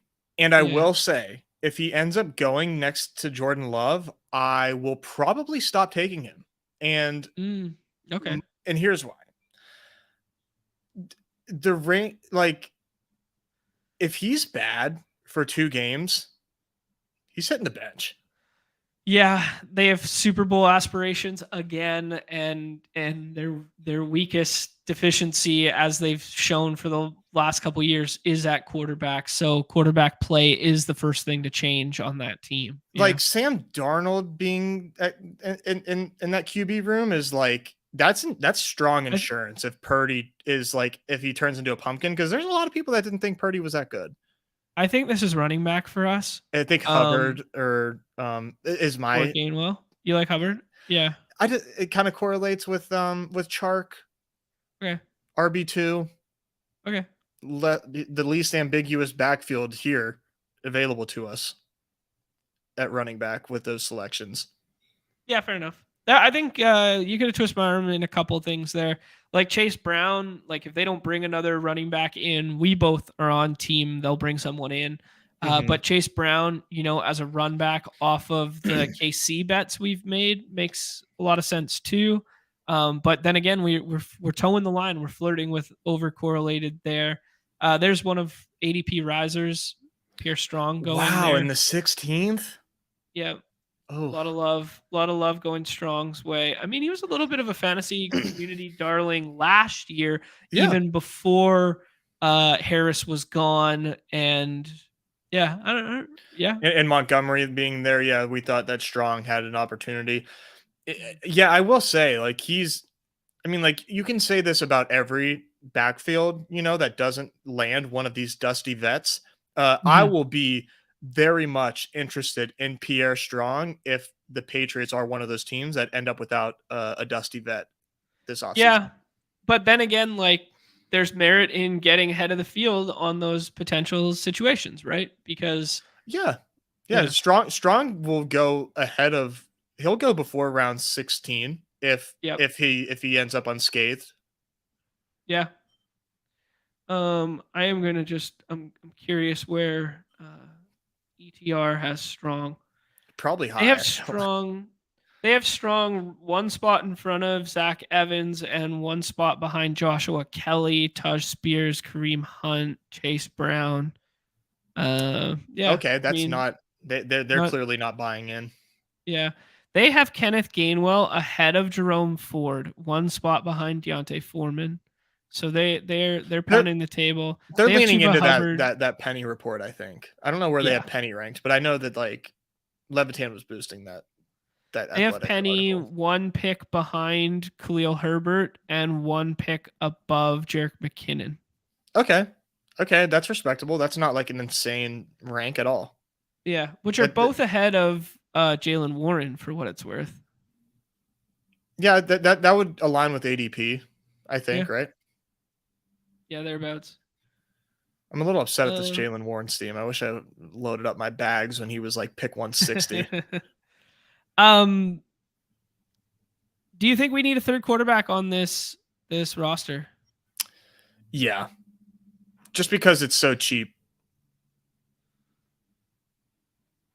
Yeah. But let's see how our running backs look. Yeah, fair enough. We might need to just like shoot the moon and be like, let's take let's just shoot the moon at some like at a straight contingency play. You know what I mean? Mm-hmm. Just like probably more likely a 0 than not. But if something happens, he's on the field. And I got some guys in the 18th that we can go to, but we have 2 more picks left. So I guess we'll have to make the decision now. Let's recap the running back room real quick. Isaiah Pacheco, Brian Robinson, Khalil Herbert, Jerick McKinnon, Chuba Hubbard. Yeah. I think maybe we just assume that Purdy is who we saw in the postseason. I think so. This for me feels like Kareem Hunt, because it's just like the biggest volatility swing on a team where we punted running back. Yep. Like I just want to, and then we can maybe dream big with this last pick then. Okay.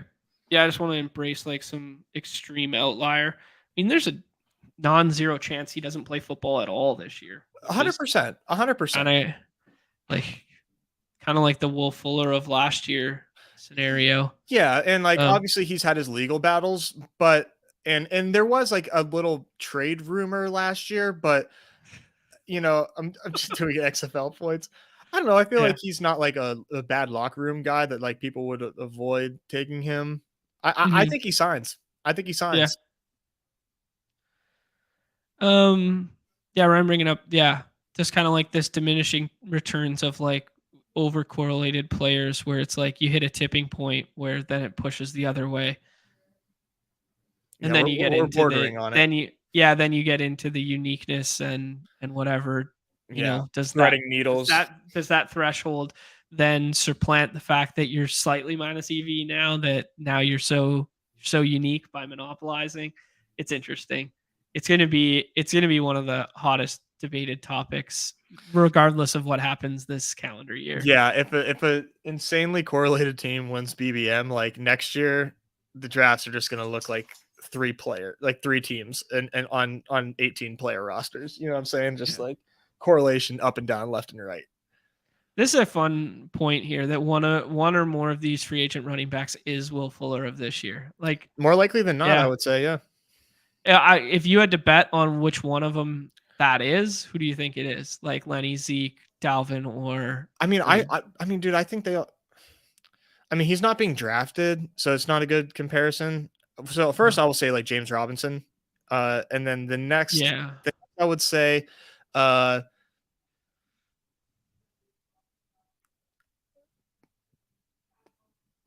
Hunt. I think. Yeah, I kind of agree with you. I think Hunt feels the least safe of the bunch. Yeah, but because you factor in a little bit of that off-field stuff too, right? Like he's the only guy who's ever had like that blemish.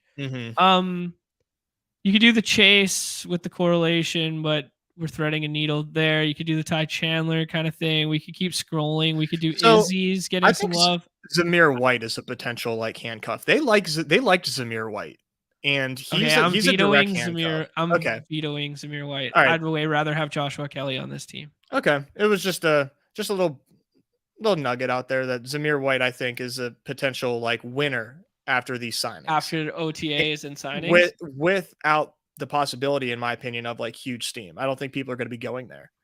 Yeah, I think that's a fair point. And I just saw some nice things on Zamir. Yeah, my biggest thing with Zamir White that I didn't love to see from last year was like when Jacobs was out or looking like he was going to be out, that they just ran with Amir Abdullah. Like they were just like, fuck it.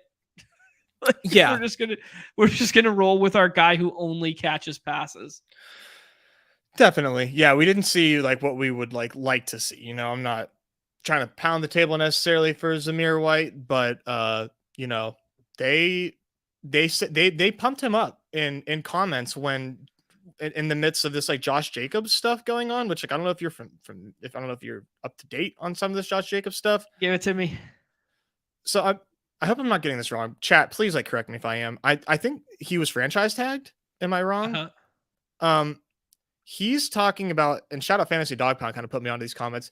He's talking about like this situation being like bigger than him and doing it for the running back position, like a la Le'Veon Bell, and like wanting fair.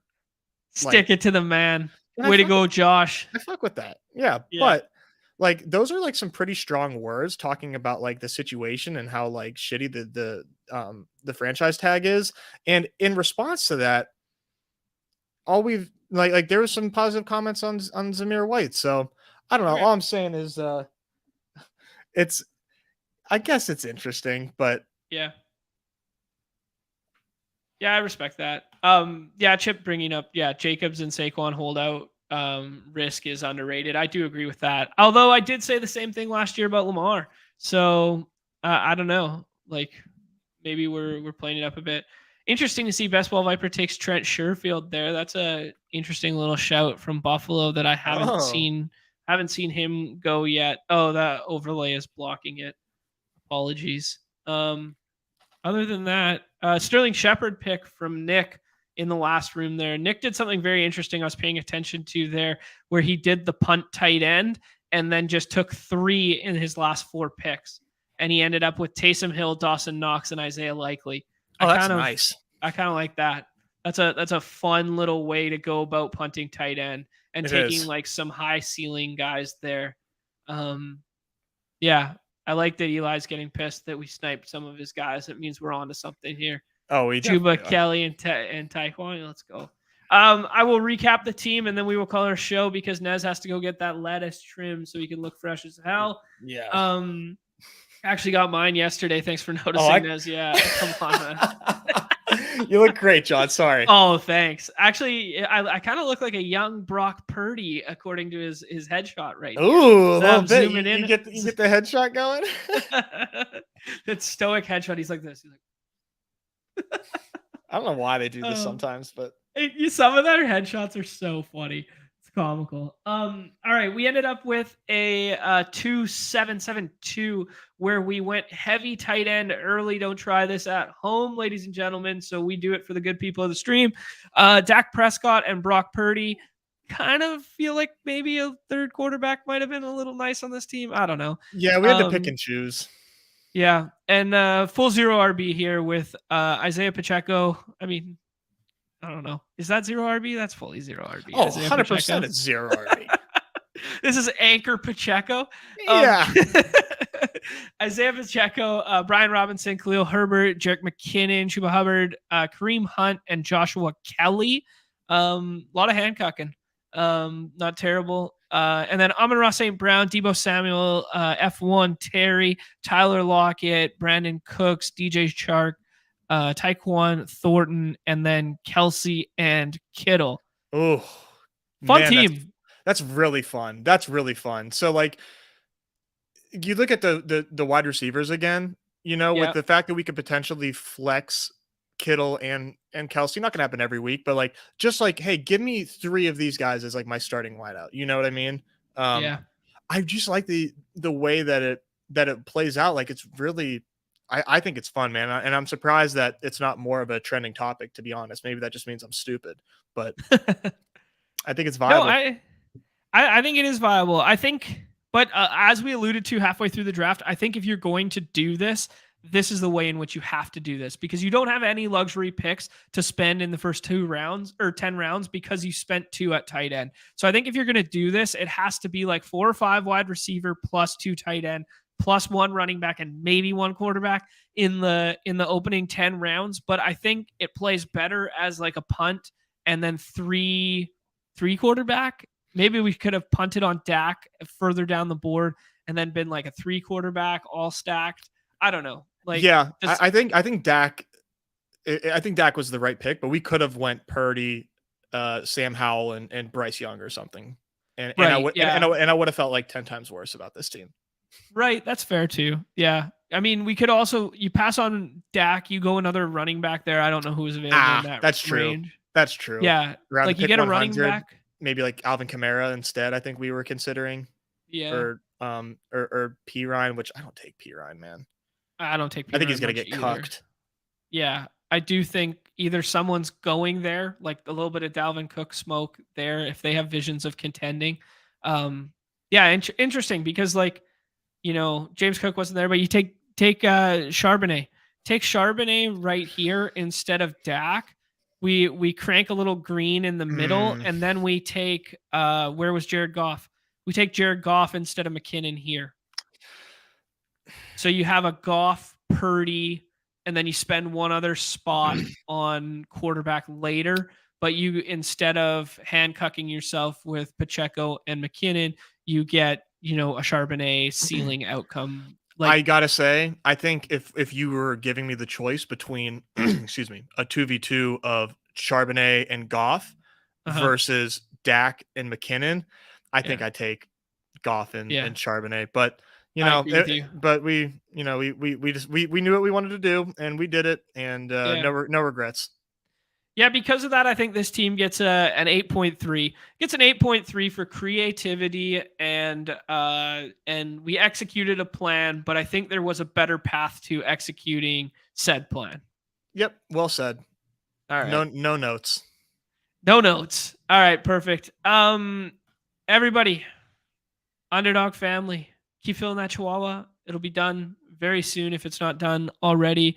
Best of luck, Baseball Streets today. I think it's a 10 gamer right now. I have yet to draft it. Hey, shout out to you having 2 teams in the top 5. last night's slate. I only got one of those in. I was waiting at the barber, and then another barber showed up, and I was like, "Let me finish this draft." No, I was gonna get like 10 more in. I'm doing something. I'm doing something. Yo, you can go first. You can go.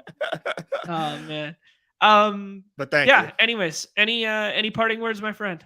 No, nothing from me. Seeing the baseball streets, and if you feel so inclined to read my thoughts on today's slate, neztakes.com. Check out my posts. I still need to fix my website because I don't know how to make older posts show up. I deleted like your the old page. Posts? Yeah. So like there used to be a thing on the bottom that you could go to page 2, page 3, but in the template that I chose, there was somebody's existing novel, I think I mentioned. So I was like, God, why the fuck is this here? It's so embarrassing. And in the process of removing that, I removed my navigation on my website. So anybody that knows HTML and shit, please help. Please help, man. I mean, if anybody wants to look at my old takes and see how wrong I was, because man, I had a rough week until last night. Let me know. But yeah, neztakes.com if you want to read some baseball thoughts. Please and thanks. Love it. Yeah, fun draft. Good show. Go back and check out, if you weren't here earlier, we drafted all the dusty running backs from the 2000s, in which we would have been drafting the shit out of on BBM. If you're playing the baseball slate, make sure neztakes.com and go read that novel a couple pages over. It's gone. Man. All right. All the resources that we displayed and used on the show today available in the Deposit Kingdom Discord in the pins tab. So go check that out. Thank you to Chad. Thank you to Underdog for the data. And yeah, any parting words? See you in the baseball streets. Good luck. Yeah, see you in the baseball streets. If you're not playing on Underdog Fantasy, 100% match deposit up to 100 USD using promo code MLB. Everybody have a nice weekend. We will be back on Monday on behalf of Nez and myself. We are 2/3 of BadgeBros, everybody's favorite time of the show. The end. Peace.